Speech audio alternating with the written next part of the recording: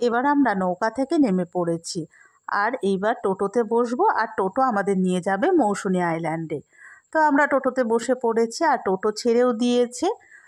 আর এইবার টোটো আমাদের নিয়ে গিয়েছিল মৌসুনী আইল্যান্ডে। আমরা এবার চলে এসেছি। আর এখানে এরকম বাঁশের এরকম জায়গা করা আছে, আর এরকম চেয়ার দেওয়া আছে এখানে বসে বসে সমুদ্রের দৃশ্য উপভোগ করবার জন্য। তো আমরা এখানে বসে বসে একটু সমুদ্রের দৃশ্য উপভোগ করলাম। ওপর থেকে বসে বসে দেখতে কিন্তু খুব সুন্দর লাগছিল জায়গাটা, আর এত সুন্দর হাওয়া দিচ্ছিল যে কি বলবো। যেন ভেবুন এই বোতলটা আমরা শেষ করেছি, বোতলটা আগে থেকেই রাখা ছিল।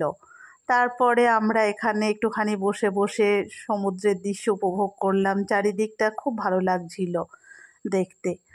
তো ওপর থেকে দেখে তো আর মন ভরে না, সমুদ্রের জলে পা না ভেজালে ঠিক ভালো লাগে না। তো আমরা তারপরে একটুখানি ফটো ভিডিও তুলে নিচে নেমে পড়লাম সমুদ্রের জলে, একটুখানি পা ভেজাবো। আর সমুদ্রের জল তো খুবই ভালো লাগে, মানে এখন সমুদ্রের জলে গোসলও করতে ইচ্ছে করছিল, কিন্তু গোসল করাটা আর পসিবল ছিল না, কারণ তখন প্রায় সন্ধে সন্ধে হব হব ভাব। তো তারপরে আমরা এই যে নিচে চলে আসছি, নিচে এবার নেমে পড়ব। নিচটা নামতে একটুখানি অসুবিধাই ছিল, তার কারণ একটুখানি বৃষ্টি যেহেতু তখন হচ্ছিল, একটুখানি ভিজে ভিজে ছিল।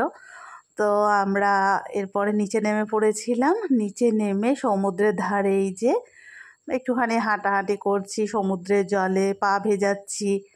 আমি, ছেলে, মেয়ে আর আমার বর যদিও ওপরে বসেছিল, ও আর সমুদ্রের জলে নামেনি। আমরা এখানে একটুখানি আনন্দ করছিলাম। ছেলে অনেকটাই দূরে চলে যাচ্ছিল, যতই ডাকছি আর আসছে না।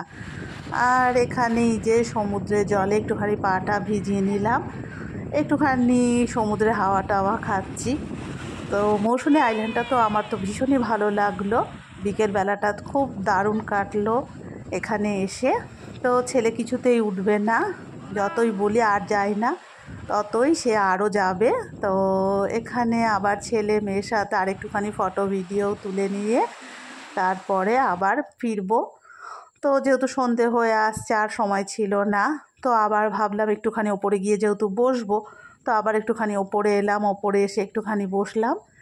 আর তারপরে এবার ফেরার পালা, আমাদের টোটোতে করে আবার ফিরবো ফেরিঘাটে। তো ফেরিঘাট থেকে আবার নৌকা পার হয়ে আমাদের বাসে উঠে পড়বো। তো মৌসুনী আইল্যান্ডটা তো আমার ভীষণই ভালো লাগলো। তোমরা কারা কারা মৌসুনী আইল্যান্ডে এসেছো অবশ্যই জানিও। এই যে নৌকা করে আবার চলে এসেছি আর আমাদের বাসে উঠে পড়েছি, কেমন লাগলো ব্লগটা জানিও।